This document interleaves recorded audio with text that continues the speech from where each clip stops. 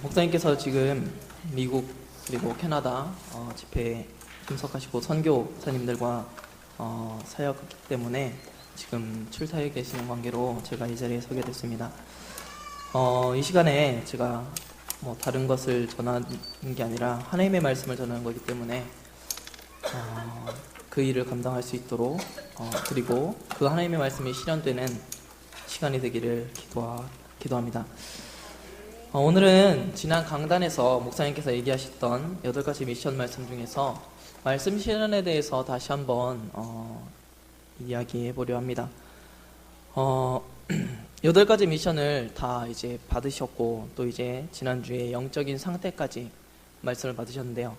제가 그 말씀의 흐름을 따라가면서 저 자신한테 나는 지금 어느 위치 정도에 와 있을까 이렇게 저를 되돌아보는데 제가 8가지 미션을 생각했을 때는 딱 이제 시작하는 단계 정도에 와 있는 것 같습니다. 이제 말씀의 흐름을 어느 정도라고 하면은 좀 교만한 것 같기도 하지만 어느 정도는 아는 것 같고, 근데 말씀의 실현이라는 거에 대해서 그 부분에서 제가 많은 고민과 또는 기도를 하면서 그 말씀 실현이 무엇일까를 좀 많이 생각을 하는 가운데 오늘 말씀을 준비하면서 하나님께서 이 말씀 실현은 내가 생각했던 그런 말씀 실현이 아니라 하나님께서 원하시는 말씀 실현이 있다. 그 말씀의 실현에 대한 부분들을 전달할 수 있도록 하나님께서 인도를 하셔서 성경의 말씀을 통해서 하나님이 어떻게 말씀을 실현시켜 나가시는지를 확인해 보도록 하겠습니다. 말씀의 실현이라고 메시지에서 선포되었을 때 어떻게 느끼셨는지 모르겠지만 저는 이 말씀의 실현이 됐다, 하나님의 말씀이 우리를 통해서 실현이 되어야 된다, 이 말씀을 딱 들으면 그래, 하나님의 말씀이 실현이 돼야 되지. 근데 그 말씀의 실현에 대한 어떤 내용을 보면 저는 이렇게 생각을 하고 있었습니다. 말씀의 실현이 된다는 거는 내 삶 속에서 그리스도로 충분해지는 거고, 그리고 그 언약을 붙잡고 전도가 되어지는 거고, 나를 통해서 제자가 세워지는 거고, 그것을 저는 말씀의 실현으로 생각을 하고 있었고, 그 말씀의 실현을 이루기 위해서 나름대로는 기도를 하면서 말씀을 묵상을 하고 이렇게 지냈는데, 중요한 거는 그 말씀 실현이 저한테 잘 안 된다는 거예요. 진짜 전도가 막 돼지고 제자가 보이고 뭔가 잘 되는 게 이렇게 느껴지면 좋겠는데 그런 부분들이 잘 안 보이고, 그러면 말씀 실현이 안 되는데, 말씀 실현이 안 되면 그 나머지 응답이 다 그 이유가 다 안 오는 거거든요. 그래서 이거 어떻게 해야 되냐, 도대체 말씀 실현이 도대체 왜 안 되냐, 하나님 왜 저한테는 이 말씀 그대로 응답을 안 주십니까, 이렇게 고민을 하고 있었는데, 계속해서 말씀을 듣는 중에 말씀 실현이라는 걸 제가 오해하고 있었음을 좀 발견을 했습니다. 말씀 실현은 어떤 응답이 아니라 말 그대로 하나님의 말씀이 현장에서 선포되는 게 말씀의 실현입니다. 하나님의 나라가 임하는 게 말씀의 실현이더라고요. 그래서 내가 지금까지 말씀 실현을 잘못 알고 있었구나. 그러고서 저를 돌아보니까 제 삶 자체가 말씀 실현에 있는 장소에 있기보다는 혼자서 기도하는 것보다 혼자서 그냥 고민하는 시간이 많았어요. 그 말씀을 붙잡고 왜 안 될까? 왜 말씀이 실현이 안 될까? 나는 나름대로 언약을 붙잡은 것 같은데 왜 이렇게 안 될까? 그런 고민하는 시간이 있었지, 말씀을 내가 정말로 붙잡고 이게 나에게 주신 언약이구나, 이 언약을 누군가에게 전달하는 그 현장에 제가 있지를 않았더라고요. 그래서 하나님의 말씀의 실현은 말씀을 전달하는 거구나, 이걸 알고서 다시 이제 말씀을 보기를 시작하는데, 성경을 보니까 그 말씀을 실현시켰던 사람들이 렘넌트라고 이렇게 기록이 되어 있습니다. 렘넌트들을 돌아보니까 7명의 우리가 대표적인 렘넌트들을 볼 수 있는데, 그 중에서 몇 명만 보자면 그 렘넌트들이 말씀을 실현시키고 있었습니다. 첫 번째로 요셉을 먼저 보게 되면, 여기 다 아시겠지만 요셉은 어떤 응답을 받으셨는지는 아실 거예요. 애굽에 가서 총리가 되었다, 결론적으로 얘기를 하자면. 그래서 전 세계를 살렸다. 그걸 말씀 실현으로 만약에 보고 계시다면 제가 오늘 말씀드리는 말씀 실현하고는 조금 다른 관점에서 보고 계시는 건데, 제가 오늘 요셉을 바라보면서 요셉이 하나님의 말씀을 실현시키는 시기는 어렸을 때입니다. 창세기 37장에 요셉이 이제 아버지로부터는 이렇게 좀 차별 대우를 받죠. 특별 대우를 받죠. 차별 대우가 아니라. 그러다가 자기가 꾼 꿈을 이제 형들에게 그리고 아버지에게 얘기를 합니다. 그때 이제 형들이 그 얘기를 듣고 화가 나서 네가 어떻게 그런 말을 하냐, 우리가 네한테 절을 한다는 얘기냐, 또 아버지한테 그 얘기를 했다가 아버지한테도 꾸중을 듣습니다. 근데 저도 그 얘기를 볼 때마다 드는 생각은 그거였어요. 아이고 참 철이 없다, 어리다, 그거 좀 잘 좀 말하지 왜 그렇게 혼나게 얘기를 했을까. 그런데 이 말씀 실현이라는 관점에서 이 요셉을 조금 바라보았더니 좀 다르게 생각이 되더라고요. 요셉은 하나님께로부터 언약을 받았습니다. 그 언약은 다른 사람들에게 전달할 수밖에 없는 언약이었어요. 그러니까 요셉은 그게 당연했던 겁니다. 자기가 받은 언약을 누군가에게 전달하는 거. 하나님은 그 요셉을 그냥 놔두지 않으셨어요. 물론 그 아버지도 그 요셉이 한 말을 마음에 두었다고 했죠. 하나님은 그 말씀을 실현시킨 요셉을 그 이후로 계속해서 이끄십니다. 세상적인 관점에서 보면 망하는 길이었어요. 형들은 요셉을 시기 질투해서 노예로 팔아버리고, 노예로 팔려가서 열심히 일했는데도 누명을 써서 감옥에 가게 되고, 그 일을 거의 20년을 넘게 고통을 당하면서 지내거든요, 세상적으로. 근데 나중에 응답받은 것을 보면 우리가 이제 요셉의 전체 일생을 알지 않습니까? 알고서 보면 노예가 되지 않고 감옥에 가지 않았다면 총리가 될 수 없는 그걸 이렇게 다 보면 알잖아요. 근데 요셉은 그거랑 상관없이 하나님께서 자기와 함께 하시는 걸 알았습니다. 왜 알았냐면 하나님이 자신에게 주신 언약이 맞다는 걸 확신을 했고, 그 언약을 전달시키는 자리에 요셉은 언제나 있었습니다. 가장 가까운 가정에서부터 자기의 받은 언약을 전달했던 요셉이었어요. 하나님은 그 말씀 실현시키는 사람을 그냥 놔두신 게 아니에요. 네 고생해라 라고 놔두신 게 아니라 완벽하게 인도하시는 것을 알게 하시고 이끌어 가셨습니다. 그 어린 시절에 이미 요셉은 알고 있었어요. 하나님께서 나를 이끄신다는 걸. 그러니까 나중에 총리가 돼서 형들에게 고백을 하잖아요. 형들이 나를 판 게 아니라 하나님께서 나를 보내셨다고. 이 응답이 왜 오냐면 언약을 전달하는 그 자리, 그 말씀의 실현의 자리에 있었기 때문입니다. 정말로 나한테 하나님이 함께 하시는 것이 체험이 되시려면 하나님이 나에게 주신 언약을 붙잡고 전달하는 자리에 계셔야 돼요. 그게 누구든지 상관이 없습니다. 다음으로 다윗을 보면 다윗도 마찬가지로 언약을 전달하는 사람이었습니다. 다윗의 우리가 기억하는 다윗의 최전성기 또는 가장 짜릿한 순간을 꼽자면 골리앗을 이겼을 때가 아마 대부분이라고 저는 그렇게 생각을 하고 있는데, 그러면서 하나님이 온 천하에 드러났을 그때가 만약에 말씀의 실현이었다면, 그때가 말씀의 실현의 시기였다면 여기에 계신 분들이나 저나 평생에 그런 일을 그렇게 말씀을 실현시키는 경우는 아마 없을 겁니다. 근데 다윗이 말씀을 실현시킨 시기는 그때가 아닙니다. 다윗이 말씀을 실현시킨 시기는, 하나님께서 응답하신 시기는 그때가 아니라 사무엘로부터 언약을 붙잡은 이후의 시기였습니다. 언약을 붙잡은 시기에 다윗이 무엇을 했느냐? 공부를 하고 왕이 될 준비를 한 게 아니라 여전히 똑같이 목동으로 일을 했습니다. 가끔 왕이 찾아와서 하프 치면서 왕 위에 노래도 하곤 했지만 그의 주된 일은 양치는 일이었어요. 그럼 양치는 일을 하면서 말씀을 어떻게 전했냐 하실 수 있잖아요. 근데 다윗도 역시 그 말씀을 전달하는 자리에 있었습니다. 누구도 듣지 않아도 다윗은 상관이 없었어요. 자기에게 주신 언약이 확실했고 하나님이 나와 함께 하시는 게 확실했기 때문에 늘 입으로 고백하는 자리에 있었습니다. 그게 목동의 자리에 있을지라도 다 아시다시피 찬양을 하든지 묵상을 하든지 시를 쓰든지 하면서 다윗은 하나님이 자신에게 주신 언약을 고백하는 자리에 있었습니다. 말씀의 실현은 하나님이 나에게 주신 말씀을 고백하는 자리에 내가 있느냐 없느냐입니다. 그게 다른 사람을 바라보면서 내가 사람이 있어야 말씀을 고백하지, 그것도 아니에요.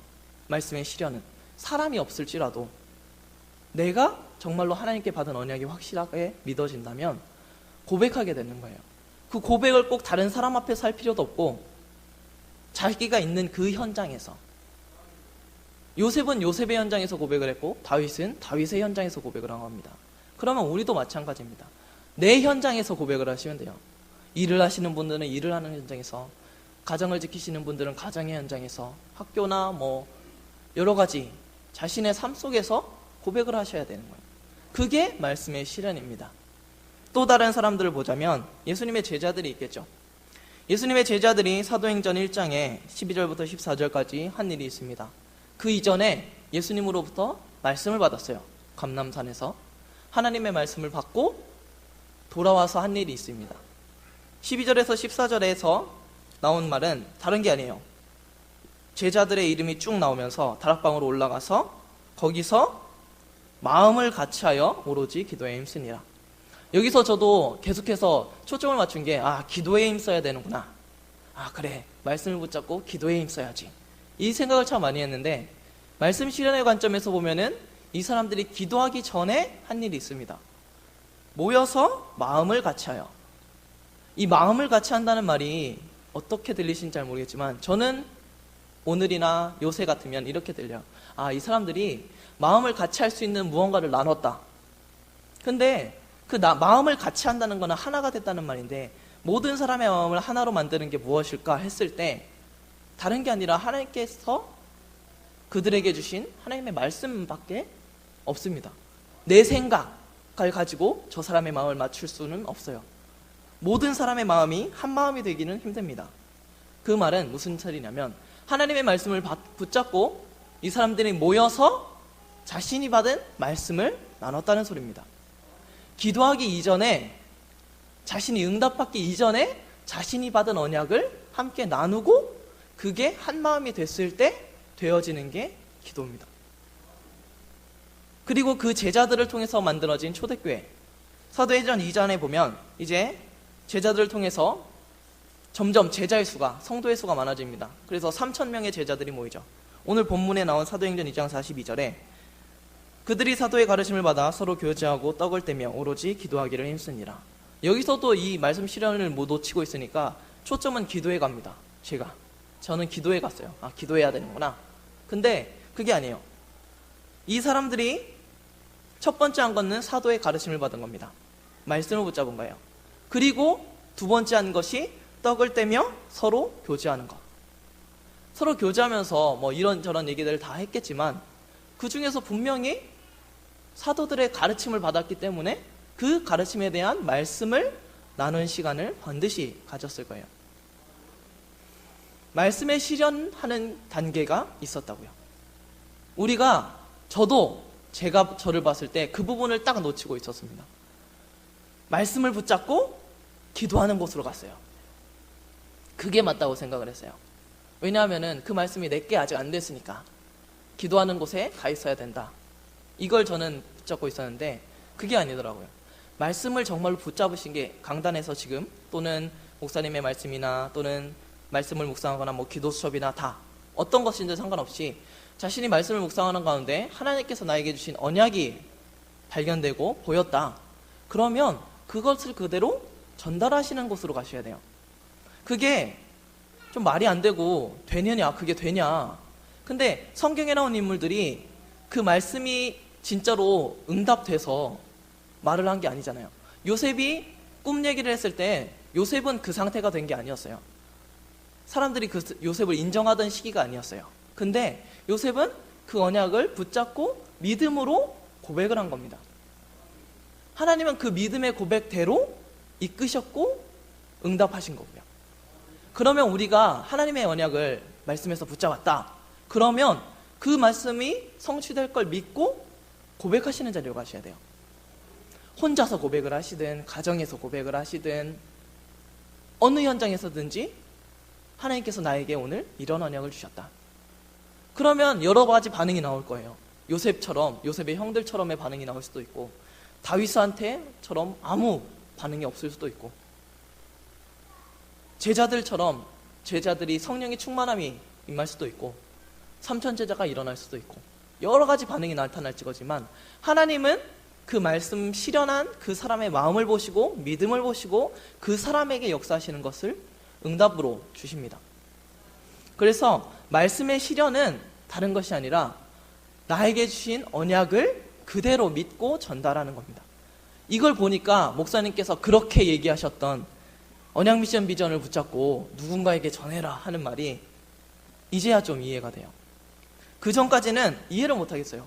내가 안 되는데 어떻게 전하냐, 내가 그 말씀대로 지금 잘 안 믿어지는데, 또는 잘 못 붙잡았는데, 이 말씀이 붙잡힐 때까지는 좀 있어야겠다. 물론 그 시간이 필요한데, 그것보다 더 중요한 건 하나님께서는 입으로 시인하는 고백을 더 원하신다고요. 믿음으로 입으로 시인하여 구원에 이른다. 하나님께서 말씀하신 성경에 있는 말씀입니다. 하나님은 입으로 시인하는 사람들에게 구원을 주십니다. 믿음으로는 의에 이릅니다. 근데 하나님은 고백하는 사람을 쓰시더라고요. 그래서 고백하시는 자리에 가셔야 돼요. 하나님이 나와 함께 하신다. 그래서 다윗은 늘 고백한 거예요. 여호와는 나의 목자시니 내가 부족함이 없으리로다. 그 고백은 말씀의 실현의 삶을 사는 동안에 체험된 겁니다. 내가 언약을 붙잡고 고백하는 삶을 살았더니 하나님께서 그대로 응답을 하시는구나. 그게 체험이 됐기 때문에 그 고백이 되는 거예요. 이게 체험이 안 되면 아무리 여호와는 나의 목자시니 내가 부족함이 없으리로다 고백을 하지만 내 삶 속에서는 돈도 없고, 우리 가정은 이렇게 힘들고, 사람들과의 갈등은 이렇게 크고, 직장에서는 나는 어렵고, 거기에 문제에 대한 해답이 안 돼요. 왜냐하면은 말씀은 말씀이고 내 삶은 내 삶이니까. 내 삶 속에서 하나님이 역사하시는 게 단 한 번도 체험이 되지 않았기 때문에, 말씀이 실현이 되지 않았기 때문에 힘이 없어요. 강단의 말씀은 분명히 맞지만 내 삶 속에서 현실은 그렇지가 않다. 그러니까 가장 근본적인 부분들이 흔들리죠. 예수 그리스도 모든 문제 해결자. 그게 흔들리니까 다 흔들리죠. 제가 그랬어요. 저는 말씀을 전하는 가운데 있었지만 그 속에서도 언약이 희미하니까, 그리고 내가 왜 전해야 되지? 거기에 대한 말씀이 없으니까 제가 흔들려요. 말씀을 전하면서도 흔들리고 기도하면서도 흔들리고. 근데 말씀 실현이 뭐다? 그리고 올바른 영적인 상태가 뭐다? 말씀을 들을 때마다 하나님께서 원하시는 거, 나는 그 말씀 그대로 선포하면 됩니다. 저는 그래서 요새는 저 자신이 정말로 하나님께서 쓰시는 그릇이구나, 질그릇처럼 돼야 되는 거구나, 하나님께서 담으시는 대로 그냥 얘기하면 돼요. 나한테 이런 생각을 주시면 이런 생각이 있는 그대로, 하나님께서 담으시는 만큼, 거기서 더 추가해서 막 멋있게 보이려고 하는 게 아니라, 잘 하려고 하는 게 아니라, 하나님께서 나에게 이만큼 주셨으면 그만큼만 전하면 됩니다. 저는 오늘 이 자리에 오면서도 고민을 많이 했어요. 뭘 전해야 되냐, 목사님의 말씀의 흐름은 어떻게 따라가야 되냐, 여러 가지 고민을 했는데 저한테 지금 주신 응답은 이 말씀의 실현에 대한 말씀이었어요. 그래서 다시 한번 말씀의 실현에 대한 부분, 들으셨던 분들도 있고 못 들으셨던 분들도 있겠지만, 저는 이게 저의 응답이기 때문에, 하나님께서 그 말씀의 실현을 저한테 응답으로 주셨기 때문에 다시 한번 전하게 되었습니다. 그래서 그러면 어떤 말씀을 전해야 되냐, 하나님께서 언약으로 주신 말씀은 뭐냐 했을 때 다른 거 아닙니다. 그리스도, 하나님이 주신 언약, 그리고 복음은 나에게 해답이다. 그리스도의 복음과 하나님의 언약은 완전하다. 하나님이 주신 언약과 복음은 나의 모든 것이다. 이걸 고백하시는 자리에 가셔야 돼요. 지금 안 되시더라도 고백하는 자리로 가셔야 돼요.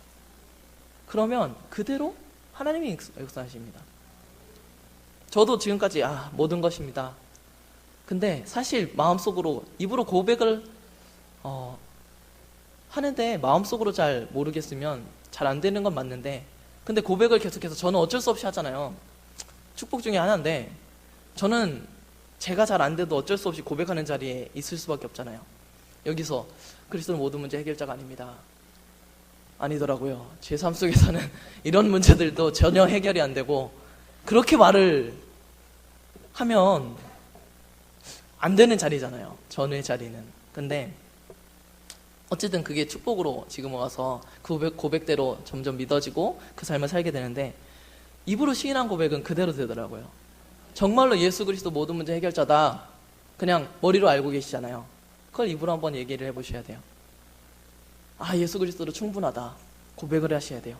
기도를 하시면서도 그냥 마음속으로 고백하지 마시고 고백을 하셔야 돼요. 그러면 그 고백에 따라서 하나님이 그 말씀을 그대로 실현을 시키십니다. 그러면 가장 먼저 드는 확신은 그거예요. 하나님이 나와 함께 하신다. 하나님이 나와 함께 하시니까 힘이 나는 거예요. 하나님이 나와 함께 하시니까 이 자리에 서 있습니다. 그 하나님 한 분으로 정말로 충분해지는 게 뭔지를 조금씩 알아갑니다. 근데 그 조금이 세상을 이길 힘이 돼요. 진짜 아무것도 아닌데, 아, 내가 세상에 빠져 있었구나, 그게 알게 되고, 세상 이것 때문에 내가 힘들었구나를 알게 되고, 거기서 빠져나올 힘이 그 속에서 나오는 것을 제가 좀 발견을 했습니다. 그래서 다른 복음이 아니에요. 다른 언약이 아닙니다. 그대로 고백할 그리스도의 언약이에요. 예수 그리스도 모든 문제 해결자. 그 말씀이 실현이 되려면, 그 언약을 정말로 붙잡으시려면 해야 될 게 우리 교회에서 늘 나타나는 미션입니다. 강단의 말씀을 붙잡아라. 강단의 말씀을 듣지 않고서 언약이 붙잡힌다. 이 언약은 알고 있어요. 그리스도 모든 문제 해결자, 완전하다, 충분하다, 이걸 머리로는 알고 있습니다. 근데 이게 고백이 되려면 강단의 말씀이 필요해요. 정말로 고백까지 되려면. 왜냐하면은 저도 다락방 내에서 이 그리스도에 대한 말씀을 들은 지가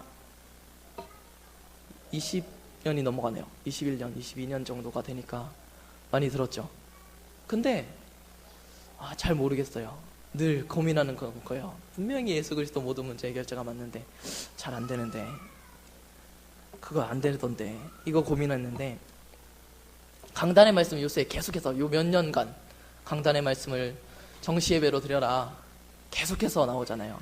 그 가운데 하나님께서 회복시키는 게 그거예요. 고백할 수 있는 거. 그 자리로 이끄시더라고요. 그래서 그 자리에 가시려면 강단의 말씀을 언약으로 붙잡으셔야 됩니다. 매주에 나오는 지난주에 영적인 상태, 그 지난주 계속해서 2달간 8가지의 미션, 그 전도자의 삶에 대한 부분을 계속해서 한번 묵상을 들으셔야 돼요. 일단 들으시고, 그리고 그 말씀을 나누는 현장, 그게 필수입니다. 나 혼자 아무리 갖고 있어도 그 혼자 갖고 있는 거는 힘이 없어요. 소멸이 돼요. 자꾸. 나는 분명히 오늘 확실한 언약을 붙잡았어요. 정말로 하나님께서 나에게 이 언약을 주셨고 나는 이제 이대로 살면 되는구나, 그런 느낌 한 번씩은 받아보셨을 텐데, 성령이 충만한 것 같다, 오늘 내 영적인 상태가 좀 괜찮다, 오늘은 좀 말씀도 잘 들렸고, 은혜도 받았고, 말씀을 받았더니 기쁘기도 하고. 근데 그 기쁜 상태가 하루 가면 참 많이 가요. 이틀 정도 지나면 조금씩 가물가물해지고, 3일 정도 지나면 딱 잊어버려요. 저는 그래요.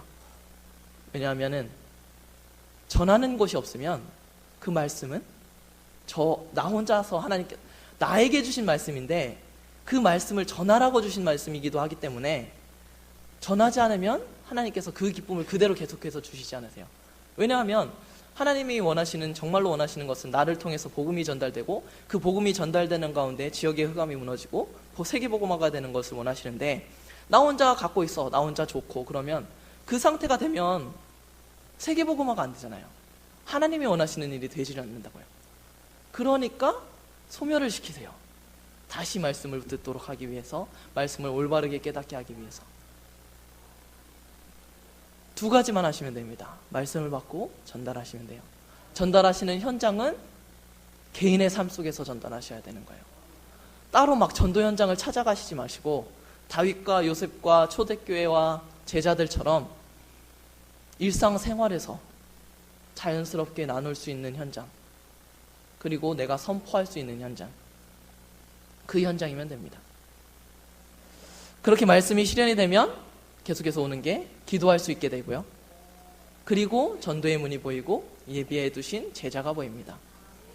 그러면 요셉과 같이 총리로도 쓰시는 거고, 다윗과 같이 왕으로도 쓰시는 거고, 제자들과 같이 세계복음화할 수 있는 전도자로, 선교사로도 쓰시는 거고, 성경에 나오는 인물들과 같이 지도자로 쓰시든지, 그거는 이제 하나님께 맡기는 거예요. 그 이유는 하나님께서 주시는 덤입니다. 덤. 주셔도 되고 안 주셔도 되는 거. 그 축복이 우리 모든 성도님들에게 정말로 임하기를 기도합니다. 말씀을 좀 정리하겠습니다. 말씀 실현은 세상적인 응답이 아닙니다. 하나님의 말씀을 대언하는 것이 말씀의 실현입니다. 그 속에서 말씀을 대언하는 가운데 하나님이 나와 함께 하심을 체험하시는 게 말씀 실현이에요. 세상적인 응답은 그 후 시간표에 따라서 주십니다. 요셉의 시간표는 30년 후였어요. 30살이 되던 해가 하나님의 시간표였어요. 다윗의 시간표는 언약을 받은 그때가 아니라 골리앗을 잡은 그때도 아니고 그 이후에 한참 고생하고, 고생이라고 할 수도 없지만 하나님의 계획 속에서 왕이 되는 시간표는 그 한참 이후였어요. 초대교회 성도들도 마찬가지고 제자들도 마찬가지입니다. 예수 그리스도를 만난 그때가 응답의 시간표가 아니라 그 후 하나님의 시간표에 따라서 응답을 주시는 시간표가 있습니다. 그때까지 기다리시려면, 기다릴 수 있는 힘이 있으시려면 말씀의 실현이 되셔야 돼요. 그거 안 되면 기다릴 수가 없습니다. 우리는 사단은 그 기다림을 기다리게 하지도 않아요. 제가 만약에 이걸 모르고 요셉과 같은 상황이었으면 우물에 빠졌을 때 이미 죽었어요. 저 같으면 대들다가 죽었든지 그랬을 거예요. 근데 요셉은 기다렸어요. 하나님의 시간표를. 그 기다릴 수 있는 힘은 하나님이 나와 함께 하신다는 그 확신, 하나님 한 분으로 충분하고 완전하고 모든 것이라는 확신, 그 확신이 있었기 때문에, 그 믿음이 확실하기 때문에 기다린 거지 오기로 기다린 게 아닙니다. 사람의 능력으로 기다린 게 아니에요. 하나님의 말씀을 전달하는 자리에 계십시오. 그러면 나머지는 하나님께서 하십니다. 세상을 살아가실 때 하나님의 주시는 힘으로 그 말씀에 실현하는 가운데 그 전도자의 삶을 누리시면서 오늘 하루 그리고 일평생을 사시기를 예수 그리스도의 이름으로 기도드리겠습니다. 살아계신 주님, 감사를 드립니다. 하나님께서 저희에게 전도자의 삶을 허락하시며 가장 중요한 예수 그리스도의 언약을 저희에게 주시며 그 언약을 누릴 수 있도록 말씀 선포하는 자리로 인도하심에 감사를 드립니다. 살아계신 주님, 지금까지 사단은 우리를 속여서 어떤 방법으로든지 나에게 주신 하나님의 언약을 전달하지 못하도록 문제를 주기도 하고 응답을 주기도 하면서 우리가 하나님의 말씀을 전달하지 못하게 만들었는데, 그 흑암의 세력이 이 시간에 완전히 예수 그리스도 이름 앞에 무너지게 하옵소서. 그래서 우리의 모든 삶 속에서, 우리 성도님들의 모든 삶 속에서 그리스도의 복음이 선포되고 그리스도의 언약이 선포되어서 그 지역에 있는 흑암이 무너지고, 지금 이 나라, 재앙과 저주 가운데 있는 이 나라가 재앙과 저주 가운데서 완전히 벗어나는 그 축복을 누릴 수 있도록 우리 모든 성도님들을 축복하시고 인도하여 주시옵소서. 말씀을 실현시키는 자리에서 하나님께서 약속하신 성령의 충만함을 부어주시고 그 충만함 가운데서 가장 기쁜 행복한 전도자의 삶 살 수 있도록 주님께서 지키시고 보호하시고 인도하여 주시옵소서. 살아계신 주 예수 그리스도의 이름으로 기도드립니다. 아멘.